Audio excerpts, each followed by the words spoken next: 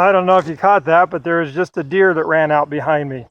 So greetings, my scattered brothers and sisters in the Lord. Trust you know the Lord is with you wherever you find yourself scattered today.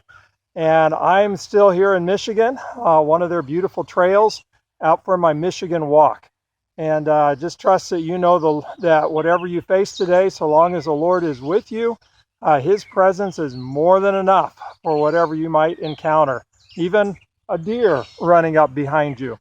Our psalm today is Psalm number 16, and let me go ahead and pull that up on my phone here, and hope you are doing well. Here we go. Psalm number 16. Preserve me, O God, for in you I take refuge. I say to the Lord, you are my Lord, I have no good apart from you. As for the saints in the land, they are the excellent ones, in whom is all my delight. The sorrows of those who run after another god shall multiply. Their drink offerings of blood I will not pour out, or take their names on my lips. The Lord is my chosen portion and my cup. You hold my lot.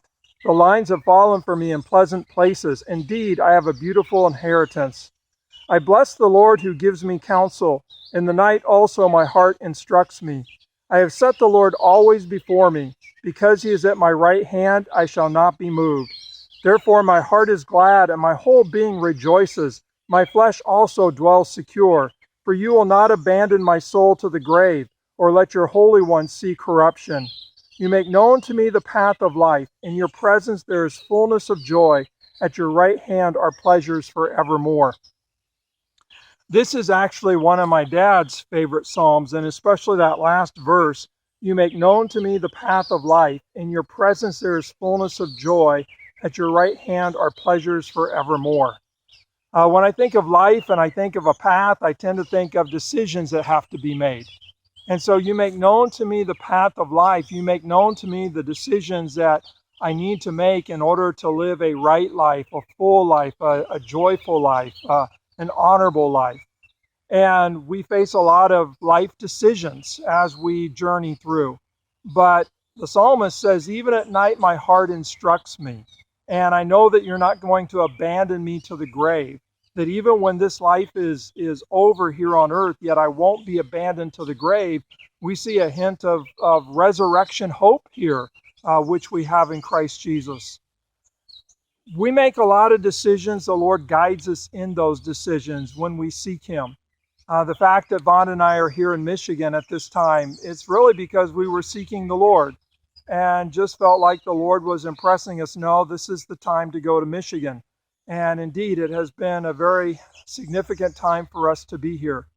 But there's one more aspect about the psalm that I think is really critical to get, that it's really not so much about which path you take, as important as that is, what decisions you make through life, as important as those decisions are, but even more than that, it's who you're walking with. It's who you're traveling with. That's what really makes the path a joyful path. That everybody's path is going to go through hard times at some point along the way. Everybody's path is going to include death, the death of loved ones, and eventually your own death. And so everybody's path, it's going to have hardship and it's going to have sorrow.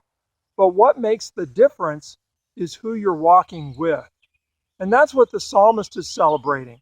The joy of walking the path with the Lord, and of even letting the Lord guide in that walk. Listen to that last verse again, and notice the parallelism. You, Lord, make known to me the path of life.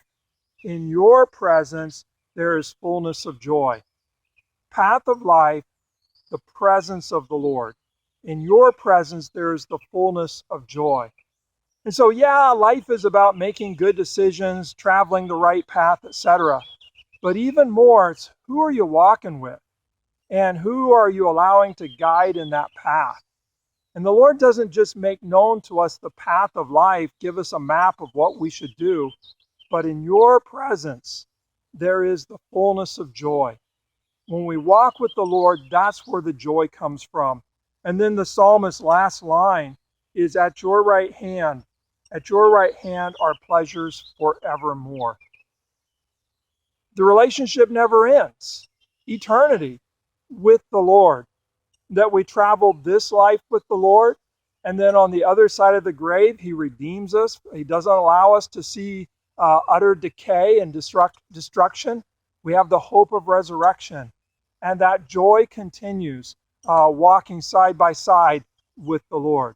So wherever you find yourself scattered today, whether you're in the woods and being eaten up by bugs, whether you got deer running behind you, or whether you find yourselves in the midst of all kinds of just stuff going on and decisions to face, seek the Lord.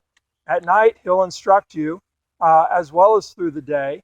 But even more, His presence will give you joy. And so allow Him to lead. God bless.